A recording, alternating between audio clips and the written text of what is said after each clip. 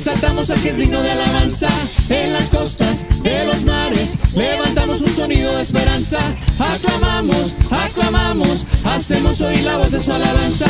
Con las manos en lo alto exaltamos al que reina para siempre. Oh, oh, oh, oh, oh, oh, oh.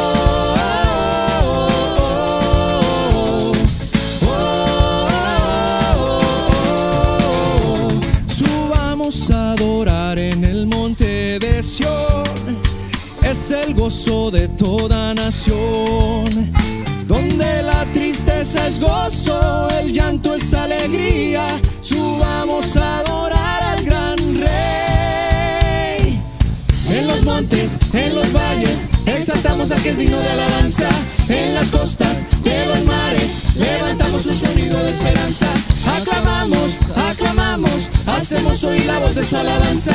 Con las manos en lo alto, exaltamos al que reina para siempre. Oh, oh, oh, oh, oh,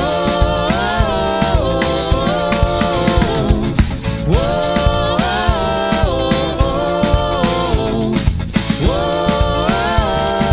oh. Subamos a adorar en el monte de Sión. Es el gozo de toda nación, donde la tristeza es gozo, el llanto es alegría. Subamos a adorar al gran Rey. En los montes, en los valles, exaltamos al que es digno de alabanza. En las costas de los mares, levantamos un sonido de esperanza. Aclamamos, aclamamos, hacemos oír la voz de su alabanza. Con las manos en lo alto, exaltamos al que reina para siempre. Oh, oh, oh, oh, oh.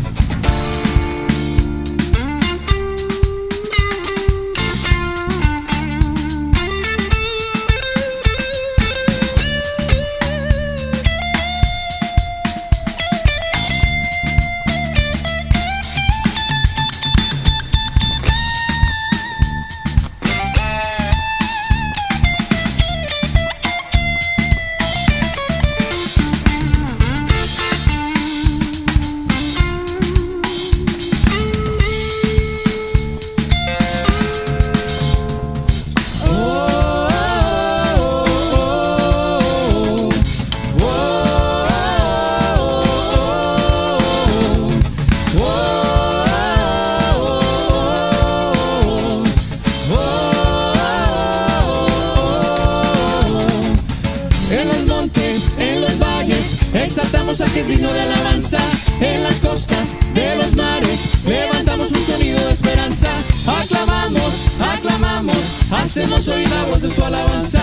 Con las manos en lo alto, exaltamos al que reina para siempre. Oh, oh, oh, oh.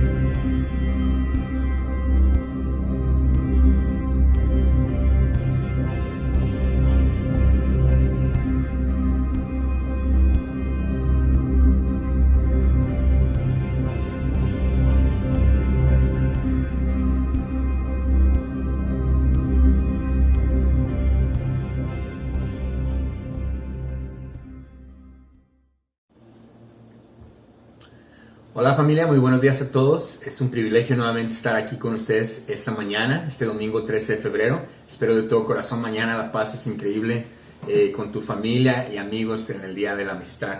El día de hoy tenemos un tema increíble del Evangelio de Mateo y siempre que preparamos nuestro corazón o cuando vengo yo a estudiar las Escrituras, reflexiono en el Salmo 119, versículo 18. La Biblia dice, ábreme los ojos para que contemple las maravillas de tu ley. Cuando nosotros venimos a estudiar la palabra de Dios, debemos de quitar nuestros anteojos terrenales y abrir los ojos de nuestro corazón, los ojos espirituales, para que la palabra de Dios entre y ministre en nuestro corazón.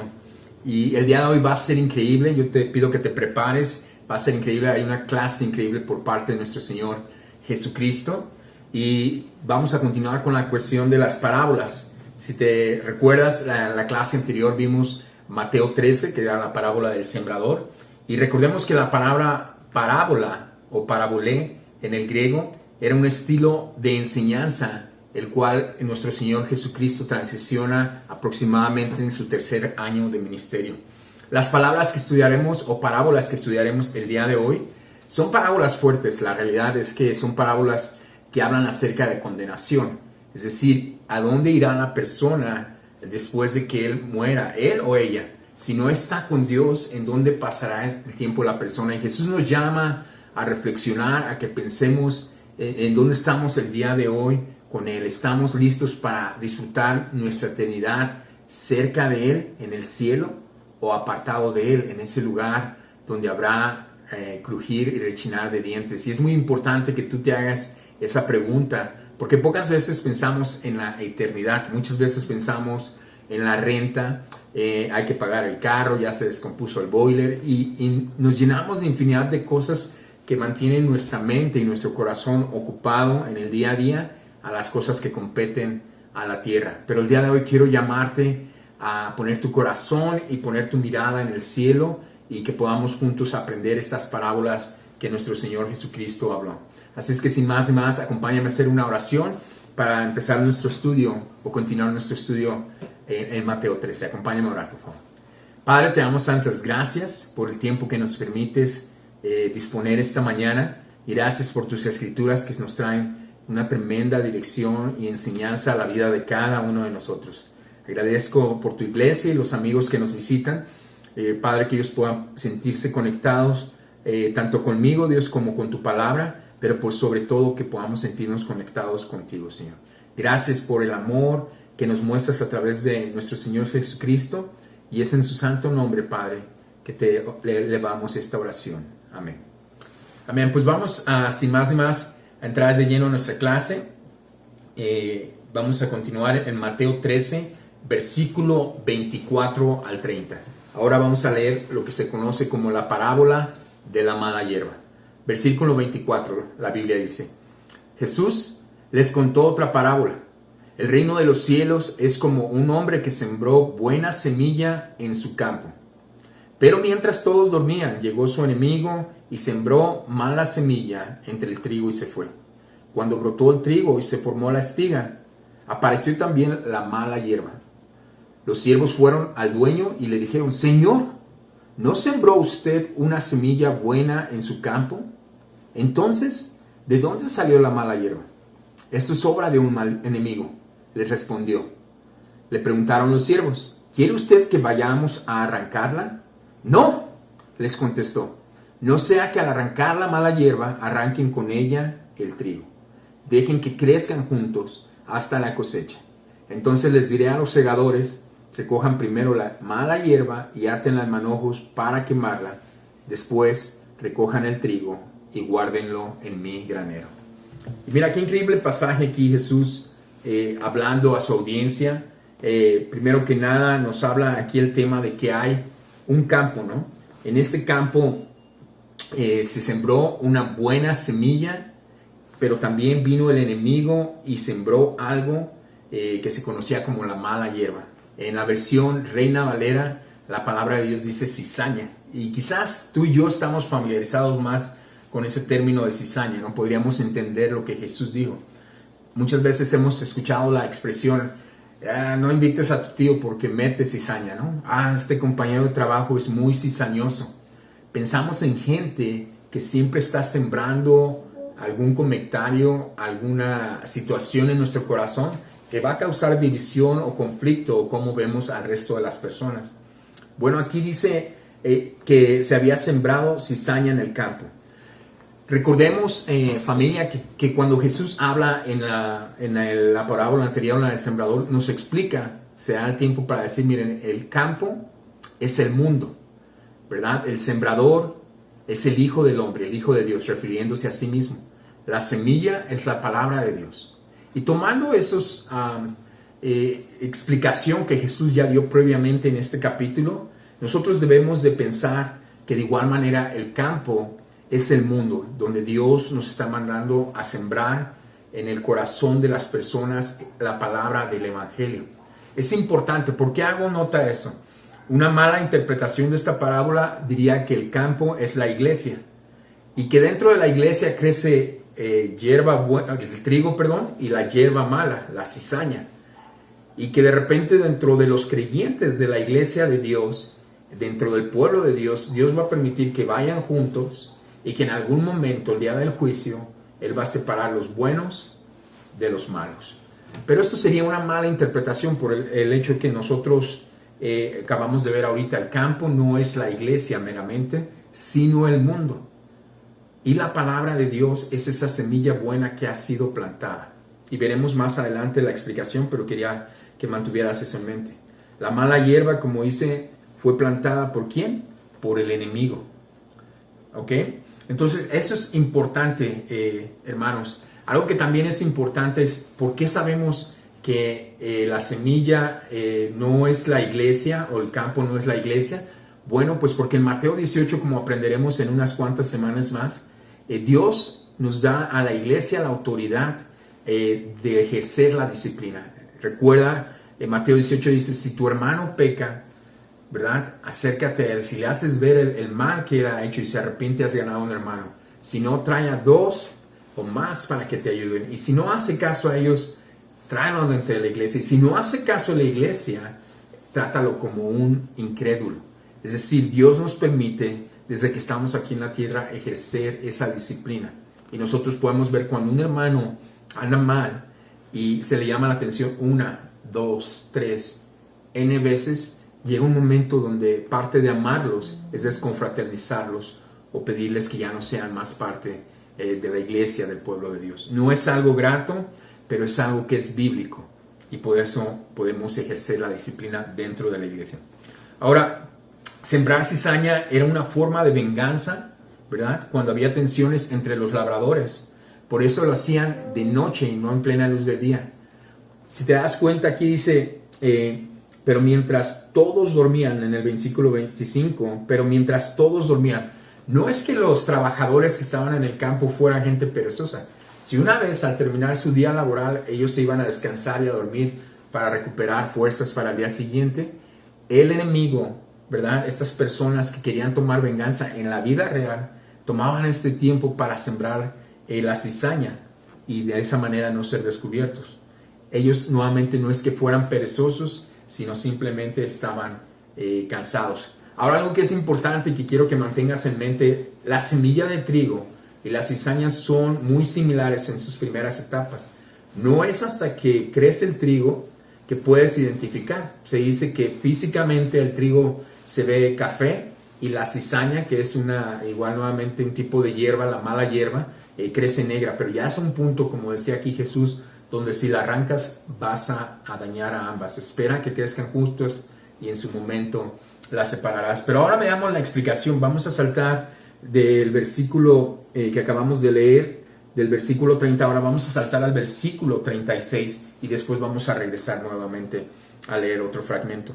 En el versículo 36 Jesús da la explicación y acompáñame a leer ahí. Una vez que se despidió de la multitud, entró a la casa. Se le acercaron sus discípulos y le pidieron, explícanos la parábola de la mala hierba del campo. Versículo 37. El que sembró la buena semilla, ¿quién es? Es el Hijo del Hombre, les respondió Jesús. El campo, como habíamos hablado hace unos instantes, es el mundo. La buena semilla representa a los hijos del reino. La mala hierba son los hijos del maligno, los hijos de Satanás. Y el enemigo que la siembra es el diablo. La cosecha es el fin del mundo, que en algún momento todos enfrentaremos ese momento. Y los segadores finalmente son los ángeles. Versículo 40. Así como se recoge la mala hierba y se quema en el fuego, ocurrirá también al fin del mundo. El Hijo del Hombre enviará a sus ángeles y arrancará de su reino a todos los que pecan y hacen pecar. Los arrojarán al horno encendido, donde habrá llanto y rechinar de dientes. Entonces los justos brillarán en el reino de su Padre como el sol. El que tenga oídos, que oiga. Y mira, Jesús aquí está dando la explicación, ¿verdad? Primero que nada dice que una vez que se despidió de la multitud, entró en la casa. Si recordamos en el versículo 1 de este capítulo, dice que Jesús había salido de casa y que se preparaba para hablar a las multitudes. Esta casa a la que se refiere, que hace mención tanto al principio del capítulo 13 como en este versículo 36, se piensa que era la casa de Pedro, de los apóstoles. Esta casa que estaba ubicada en Capernaum. Se me hizo increíble, ¿no? Que Jesús se preparara tanto como salir a ministrar, como regresar a casa de su amigo Pedro. Nuevamente, el sembrador es el Hijo del Hombre, y aquí Jesús lo clarifica. El campo es el mundo, la buena semilla son los hijos del reino, y la mala hierba o la cizaña son los hijos del maligno. Me encanta Jesús, porque Jesús no va a decir, bueno, ahora en esta parábola ya los pájaros ya no son los malos, ahora los pájaros son los buenos. Y en esta parábola el campo ya no es el mundo, ahora el campo soy yo. O sea, Jesús no juega con eso, sino que tiene una consistencia, una congruencia, por así decirlo, en su enseñanza y en lo que vaya explicando. Conforme vayamos estudiando las otras parábolas, te vas a dar cuenta por qué es tan necesario leer e interpretar de manera correcta esas parábolas. Él no cambia la interpretación una y otra vez, sino que mantenía una consistencia. Nuevamente, ¿cómo puedo el trigo y la cizaña al día de hoy crecer juntos, ¿no? En nuestra sociedad del día de hoy? Un ejemplo, tú y yo vamos a la escuela y no decimos, ay, yo no voy a la escuela con no creyentes, ¿no? Yo quiero que mis hijos crezcan en una escuela de cristianos. Vamos a los parques, y en esos parques encontramos gente que quizás son ateos, que practican otras doctrinas que no son muy acordes a la Biblia, que practican el tarot, la brujería, qué sé yo. Vamos a los cines, a los mercados, tenemos compañeros de trabajo en las empresas, etc. Pero en algún momento Dios va a separar la semilla buena de la cizaña. Es decir, aunque en este momento que estamos viviendo tú y yo en la tierra, socializamos con gente, y obviamente Dios quiere y es su plan que se salven los más posibles, es un hecho también que va a haber gente que no va a responder al Evangelio. Pero Dios nos permite encontrarnos con ellos en el supermercado, en el parque, en el cine, y de alguna manera compartir la palabra, compartir fe. Pero ya toca a ellos el tomar la decisión de seguir a Jesucristo o no. Y es algo muy importante. Quizás has escuchado la expresión de que el sol sale para todos, ¿verdad? Para buenos y malos, ¿verdad? Y en todo corazón, yo cuando veo que alguien prospera, que quizás no le interesa lo más mínimo la palabra de Dios o conocer de Dios, pero le va bien, yo me alegro con ellos, porque veo gente con mucha capacidad y con mucho potencial. Pero recordemos que la tierra es un lugar donde solamente vamos a estar por 60, 80 años quizás, y después una eternidad en donde es algo que el ser humano debiese contemplar de manera constante. Dios nos da oxígeno, calor, trabajos y amor, porque así es Él. Él permite que el día de hoy inclusive haya falsas corrientes, el hinduismo, ¿verdad? El paganismo, el budismo, el islam, corrientes que si tú lees y entiendes, hay una incongruencia enorme, pero que gente está atrapada en esa doctrina porque les es cómodo, porque les es fácil. Para mí es más fácil pensar que si hice mal en esta vida, pues voy a reencarnar, voy a tener otra oportunidad y pues ahí me la llevo y ahí voy reencarnando, ya sea para arriba en algo mejor o para abajo en algo peor, según mi comportamiento en la vida anterior. Pero la vida no funciona así, la Biblia no habla de eso, habla de la resurrección, mas sin embargo no de la reencarnación. Por eso es que Dios permite que el día de hoy también haya falsas corrientes, falsos maestros que crezcan, pero en algún momento Él los separará y tomará a los suyos. Recuerda Mateo 7:21 dice, no todo el que me diga Señor, Señor, entrará en el reino de los cielos. No todos los caminos llevan a Dios. Así como no todos los caminos llegan a Puerto Vallarta, no todos los caminos llegan a Manzanillo, no todos los caminos llegan a la Ciudad de México. Si yo quiero ir a Puerto Vallarta, necesito tomar la carretera a Tequila, la carretera a Nogales. Si yo voy a ir a Manzanillo con mi familia, yo necesito tomar la carretera López Mateos. Pero si tomo la carretera López Mateos pensando que en algún punto voy a llegar a la Ciudad de México, eso es algo tonto. Entonces no tiene sentido, no tiene congruencia, y de alguna manera también nosotros podemos perdernos en eso. No todos los caminos llevan a Dios, iglesia. No todos los caminos llevan a Dios, amigo que nos visitas esta mañana. Es imperativo que busques la sana doctrina del Evangelio, una clara y correcta interpretación. Vivimos en el periodo de la gracia, pero sí habrá un juicio eventualmente. El pasaje nos dice que hay un horno encendido donde habrá ¿qué? Llanto y rechinar de dientes. Y no es grato escuchar esto, pero Jesús habló, fíjate, más acerca del infierno que acerca del cielo. Y como seguidores de Jesús y como estudiantes de la Biblia, sus discípulos, necesitamos poner importancia a lo que era importante también para nuestro Señor Jesucristo. Amén. Con esto concluimos la parte de la parábola de la mala hierba, y en estos momentos lo que quiero hacer es regresar. Vamos a regresar al versículo 31 para ahora estudiar lo que es la parábola del grano de mostaza y la levadura. Aquí hay dos parábolas en este fragmento, e igual lo vamos a seccionar para que puedas identificarlo correctamente. Versículo 31 dice, les contó otra parábola. El reino de los cielos es como un grano de mostaza que un hombre sembró en su campo. Aunque es la más pequeña de todas las semillas, cuando crece es la más grande de las hortalizas y se convierte en árbol. De modo que vienen las aves y anidan en sus ramas. Se anidan en sus ramas.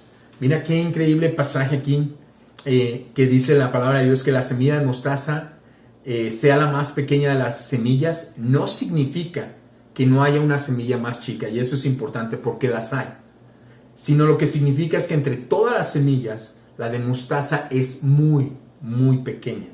Entonces Jesús contrasta entre la diminuta semilla y la majestuosa planta que resulta, ¿verdad? Dice aquí que cuando, en el versículo 32, aunque es la más pequeña de todas las semillas, cuando crece es la más grande de las hortalizas y se convierte en árbol. Y esto es increíble. Se estima que aproximadamente esta semilla de mostaza puede llegar a crecer a un árbol entre 4 y 5 metros de altura, para que te des una idea. Ahora, es importante también, como vimos en la parábola anterior, muchas interpretaciones pueden ser erróneas. ¿Cuál fue la interpretación errónea en la primera parábola? Bueno, pues que el campo era la iglesia. Recordemos eso, ¿verdad? Y no, lo que Jesús explica es el campo es el mundo, y que Él espera que las personas en algún momento se arrepientan. ¿Cuál es alguna interpretación errónea acerca de este pasaje? Mira, algunas de las interpretaciones dicen que las aves son aquellos que disfrutan una relación con Cristo, siendo Cristo el mismo árbol donde ellos se postran, ¿verdad? Para protegerse del calor y descansar.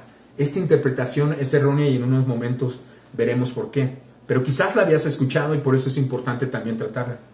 En esta parábola, recordamos que las aves no representan a quienes encuentran seguridad y salvación en Cristo, sino a personas y organizaciones rapaces, a los no convertidos, que por interés abrazan el cristianismo y encuentran amparo en sus ramas, ¿verdad? Recordemos en la primera parábola, en la parábola del sembrador, el ave o las aves que se comían las semillas que caían en terreno duro, ¿era quién? Era el enemigo, era Satanás mismo.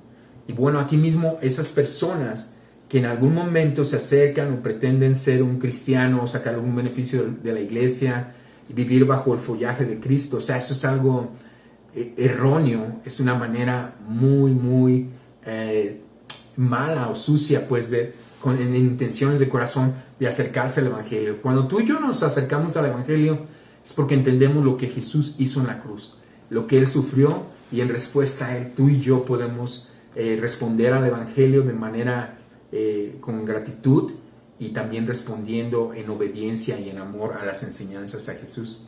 El reino de los cielos, recordemos que comenzó de menos a más. Entonces la interpretación correcta sería, perdón, se me había ido la palabra, que la semilla había crecido de algo pequeño a algo enorme.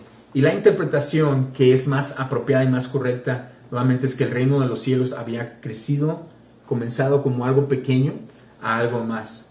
Hoy el nombre de Jesús es mundialmente conocido.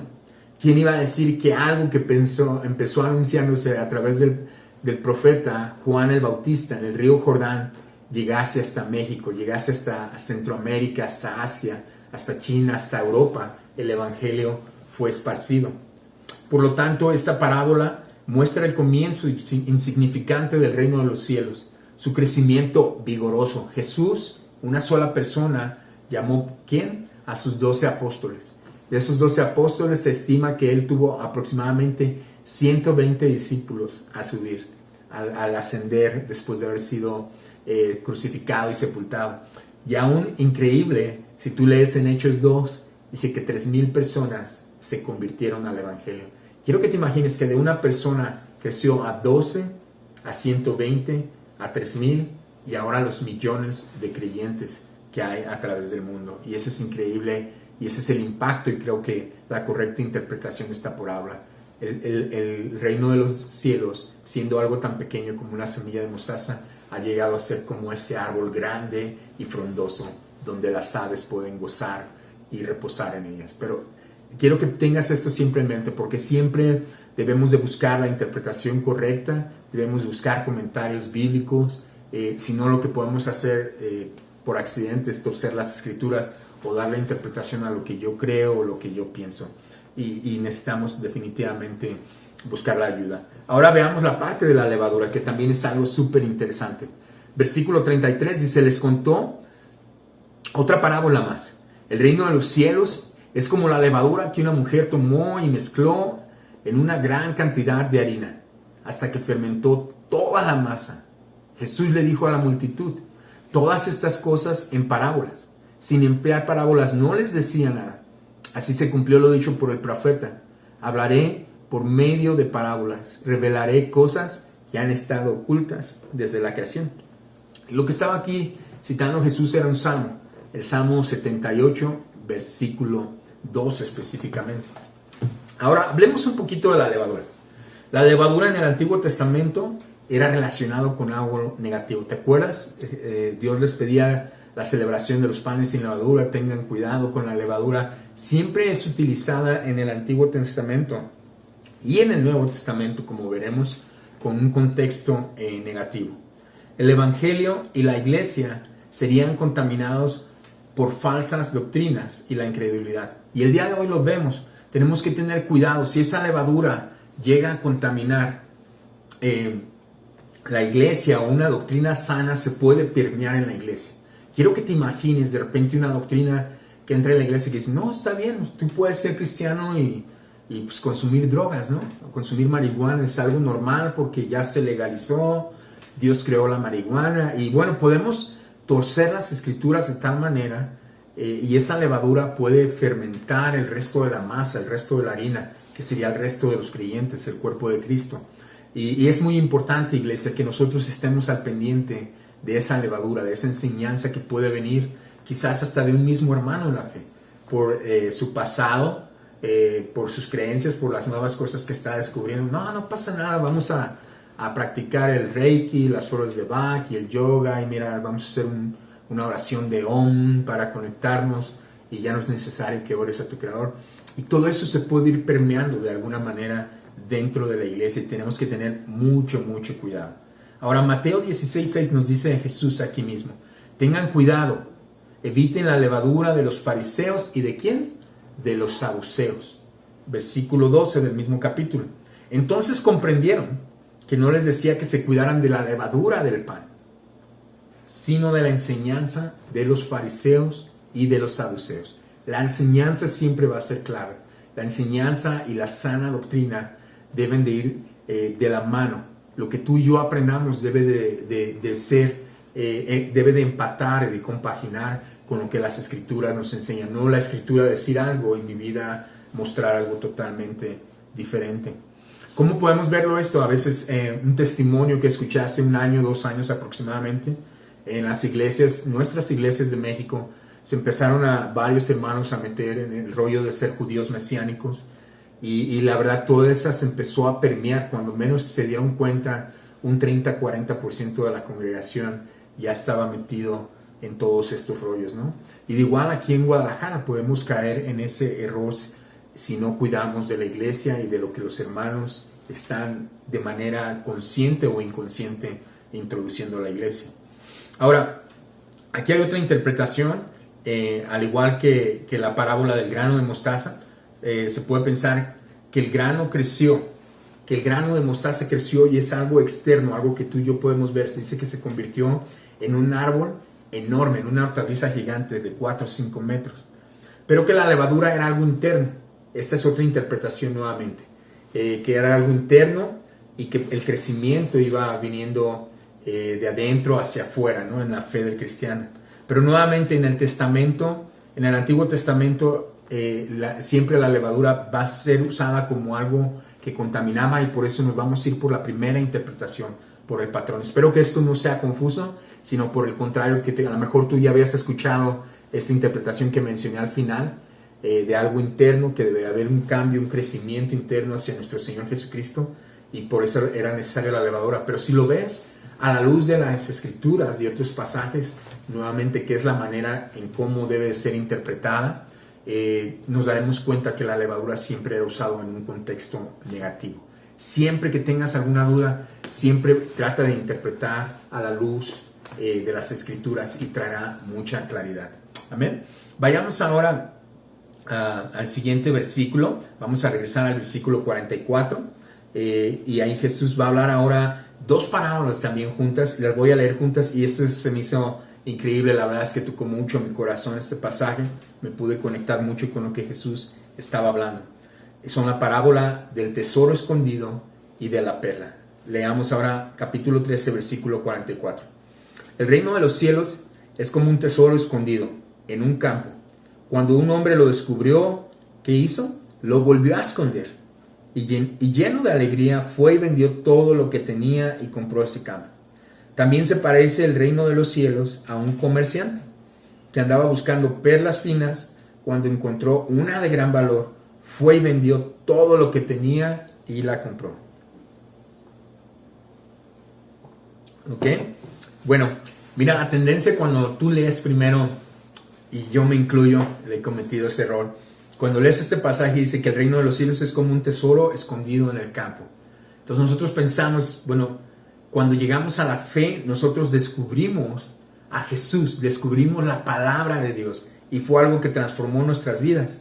Entonces dice, cuando un hombre lo descubrió, pensamos de inmediatamente en la aplicación que nosotros somos ese hombre, que nosotros somos ese hombre, esa mujer que descubrió, que lo volvió a esconder, y lleno de alegría fue y vendió todo lo que tenía y compró ese campo.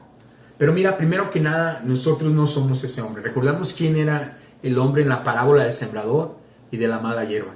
El hombre en ambas ocasiones era Jesucristo mismo, explicando él de sí mismo. De esta manera podemos saber, y siguiendo ese patrón de enseñanza por parte de nuestro Señor Jesucristo, es que el hombre que explica aquí el pasaje es Jesús mismo. Jesús mismo. Ese campo nuevamente, ¿quién es? Pues el campo es la tierra, las personas que habitan en ella. Y el tesoro eres tú, el tesoro soy yo. Y es increíble porque ¿qué dice la Biblia? Dice que Jesús vendió todo lo que tenía y compró ese campo, ese hombre. ¿Sabes? Es importante reconocer que Jesús vino a buscar y a salvar aquello que se había perdido, dice Lucas 19:10. Jesús no es el campo, Él es el hombre quien ha hallado el tesoro en cada creyente, sea judío o gentil. Él buscó lo que se había perdido y lo salvó del pecado. En la segunda parábola que está ahí a un lado, Jesús no es la perla, tú eres la perla. Quizás no te ves tú así como una perla, ni yo mismo. Reconozco que muchas veces mi autoestima, yo mismo me veo como menos. Pero esa es la manera como Jesús te ve a ti y como me ve a mí. Jesús en esta segunda pequeña parábola, Él es el comerciante. Él es el comerciante que lo vio cuando encontró esa perla de gran valor, fue y vendió todo lo que tenía y lo que compró. Ahora, ¿qué fue lo que Jesús vendió? ¿Con qué compró tu vida, mi vida? El precio pagado fue la sangre de Jesucristo. Él, por así decirlo, vendió todo lo que tenía para comprar esa perla. Dio su vida por el mundo entero. Y quizás podemos pensar en este momento en el pasaje en Juan 3:16, ¿no? Porque tanto amó Dios al mundo que dio a su Hijo único, para que el que creyera en Él no se pierda, sino tenga vida eterna. Cuando tú y yo nos vemos de esa manera como Jesús nos ve, podemos encajar en la casa de Dios como su familia, como sus hijos, pero también vernos como Jesús nos ve. Jesús es ese comerciante. Jesús es ese hombre que te ve a ti como ese tesoro y como esa perla increíble. Así como Eva fue hecha del costado de Adán, el costado de Cristo fue abierto para que se formara la iglesia y para llamar a los que han y habían de ser salvos. Tú y yo, Jesús ya había pensado en nosotros, en nuestra salvación y en que quería llamarnos. Dios está llamando esta mañana nuevamente a vivir una vida digna del sacrificio de nuestro Señor Jesucristo. Ahora vayamos a la última parábola de esta mañana. Vayamos al versículo 47 y 50. Versículo 47 dice: también se parece el reino de los cielos a una red echada al lago, que recoge peces de toda clase. Cuando se llena, los pescadores la sacan a la orilla, se sientan y recogen en canastos los peces buenos y desechan ¿a quién? A los malos. Versículo 49. Así será al fin del mundo. Vendrán los ángeles y apartarán de los justos a los malvados y los arrojarán al horno encendido, donde habrá ¿qué? Llanto y rechinar de dientes. Vemos nuevamente ese patrón, el llanto y rechinar de dientes, refiriéndose al infierno. Mira, la palabra red hace referencia a una red de pescar grande, una red de arrastre, como se le llamaba. En las escrituras, el mar representa gente y multitudes. La red sacada a la orilla cuando está llena representa el tiempo, cuando los propósitos de Dios para este siglo ya se hayan cumplido y se tomen en cuenta los resultados. Es decir, esa red, cuando esa red sea sacada, representa ¿qué? El día del juicio. El día en que tú y yo vamos a estar frente a Dios y vamos a ser llamados a cuentas acerca de nuestra vida. Ahora, ¿qué dice aquí? Bueno, que los ángeles literalmente van a estar separando los peces buenos de los peces malos. Y yo en mi corazón, no sé tú, pero yo deseo que cuando a mí un ángel me tome, él diga: Napo fue de los buenos. Napo fue de los peces buenos mientras estuvo en la tierra. Y espero que tu vida también sea así. Que cuando tú llegues a ese punto tú puedas dar cuenta de lo que viviste, de lo que hiciste, sabiendo que somos imperfectos, que tenemos muchas áreas de oportunidad, pero que en nuestro corazón siempre hubo el anhelo de agradar y de vivir una vida para Dios. No es lo mismo caer en pecado que ser una persona que practica el pecado. Amén. Esa separación tendrá lugar al fin de los siglos y será hecha por los ángeles. Los malos, según afirma la Escritura, serán echados ¿a dónde? Al horno del fuego, donde habrá llanto y rechinar de dientes. Hoy es el día de volverse a Dios. Vivimos en un periodo de la gracia, pero no seamos indiferentes, no seamos duros, no seamos cabezones, como nos dicen muchas veces por ahí las abuelitas, ¿no? Eres un cabezón, mira nada más, no entiendes. No seamos indiferentes, familia, al sacrificio que hizo nuestro Señor Jesús en la cruz. Y yo quiero decirte, con mucho respeto, muchas veces pensamos, la tradición nos enseña, ¿no? Nosotros venimos prácticamente de una misma tradición como mexicanos.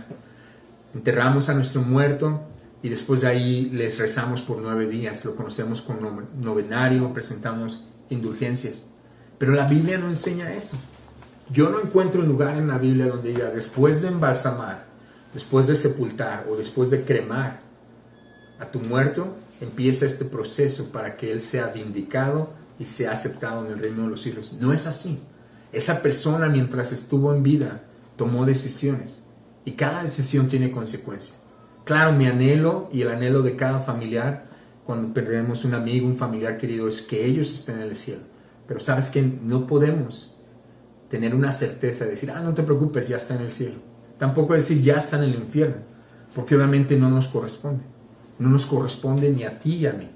Eso es tarea de Dios y el trabajo lo harán los ángeles, de decir, tú sí y tú no. Pero mientras estamos tú y yo en la tierra, y esto es lo animante, podemos enseñar, reprender, corregir e instruir a la gente en la palabra. Y eso me encanta, que la palabra me enseñe, me corrija en las áreas donde yo pienso, mi pensar está por aquí abajo y el de Dios está aquí arriba. Que me enseñe, que me reprenda, Napo, vas por mal camino, regresa. Eso me ayuda, me corrige, me enseña, me reprende, me instruye. Yo quiero ser instruido en la palabra. Concluyamos nuestro estudio de esta mañana en el versículo 51. La Biblia dice, ¿han entendido todo esto? Dice Jesús, les preguntó. Y en otras versiones dice, sí Señor, sí hemos entendido. Quiero que te imagines que tú le dices eso a Jesús, que sí has entendido todo. Entonces concluyó Jesús, todo maestro de la ley que haya sido instruido acerca del reino de los cielos es como el dueño de la casa, que de lo que tiene guardado saca tesoros nuevos y viejos. Mira, de nada sirve si no entiendes tú qué significa cada una de estas parábolas. De nada sirve que estén aquí escritas si no las lees. Pero por sobre todo, de nada sirve si no las aplicas, si no las llevas a la práctica. Santiago capítulo 1 nos dice, no se conformen con escuchar la palabra, pónganla en práctica. Es decir, tú y yo debemos de ser hacedores de la palabra. El predicador debe hacer lo posible. Es el trabajo de Frank, de Fer, de José y ahora de un servidor o del hermano que esté al frente, que a veces nos apoyan, increíbles hermanos compartiendo el mensaje. El predicador debe hacer lo posible para ser entendido. Y el oyente, es decir, tu iglesia, debe estar dispuesto a aprender, usando la mente, el corazón y la conciencia. Es muy importante esto. Los escribas judíos se jactaban de enseñar las cosas viejas de la ley, específicamente de la ley de Moisés. Pero como discípulos de Jesús somos llamados a estudiar y a comprender tanto el viejo pacto como el nuevo pacto. Cuando tú estudies el Antiguo Testamento, vas a apreciar con mayor claridad el corazón de Dios, el plan salvífico que Él tenía desde un principio. Desde Abraham, desde Génesis 12, ya le estaba diciendo, a través de ti yo bendeciré a todas las generaciones. Y eso es increíble, iglesia, que tú puedas estudiar no solo el Nuevo Testamento, no solo los pasajes o las cartas pequeñas que te gustan, sino también el Antiguo Testamento, para que a la luz del Antiguo Testamento puedas entender la grandeza de Dios. Yo te quiero animarte. Espero de corazón que este devocional haya sido de bendición para tu vida. En unos instantes vamos a tomar el pan y el jugo de uva. Vamos a orar porque Dios los bendiga. E iglesia, yo quiero exhortarte, quiero llamarte esta mañana a que tú puedas cambiar, que tú puedas reflexionar dónde está tu vida. Si el día de hoy yo muriese, ¿voy al cielo o voy al infierno? Cuando esté en la presencia de Dios, quiero ser parte de los peces buenos, de los peces malos. Quiero ser parte del trigo o quiero ser parte de la cizaña que será arrancada y quemada en el fuego eterno. Quiero animarte, iglesia, que tú puedas reflexionar sobre tu vida y no solo eso, sino que le pongas pies a tu fe, que des pasos de fe, que tú puedas caminar hacia adelante. Te amo mucho en Cristo. Acompáñame a orar por el pan y el jugo de uva. Señor, te damos gracias por este tiempo. Increíble enseñanza, Dios, tantas parábolas que pudimos aprender y estudiar esta mañana en estos breves 30-40 minutos, Señor. Espero que tu iglesia haya sido bendecida y, Padre, sobre todo que ahorita que vamos a celebrar la vida, la muerte y la resurrección de nuestro Señor Jesucristo, que tú puedas bendecir el pan y el jugo de uva y que nosotros podamos tomar conciencia, Dios, de las áreas en las que todavía necesitamos crecer para tu gloria y honra. Gracias por tu iglesia, gracias por tu Hijo Jesús, por todo su amor. Es en su santo nombre que te oramos todo esto. Amén. Muchas gracias, iglesia.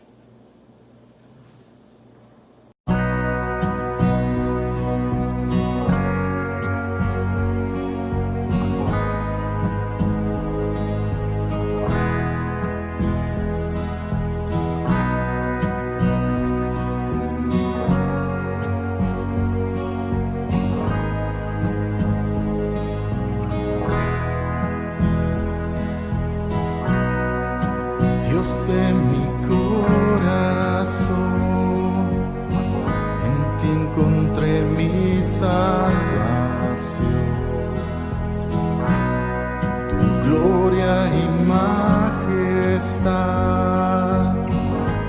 quiero siempre contemplar. Tú eres mi adoración y mi eterna canción. Todo mi interior es cautivado por tu amor.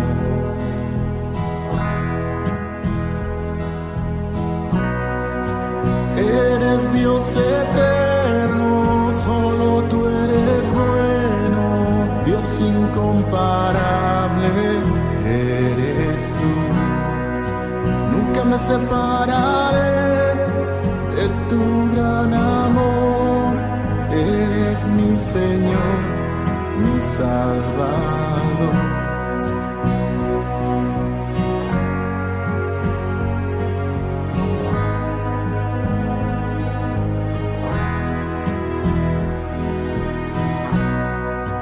Dios de mi corazón, en ti encontré mi salvación. Tu gloria y majestad quiero siempre contemplar. Tú eres mi adoración y mi eterna canción. Todo mi interior es cautivado por tu amor.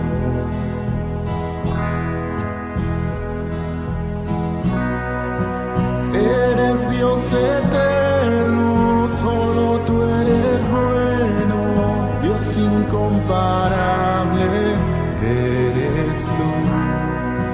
Nunca me separaré de tu gran amor, eres mi Señor, mi Salvador. Eres Dios eterno, solo tú eres bueno, Dios incomparable eres tú. Nunca me separaré de tu gran amor, eres mi Señor, mi Salvador.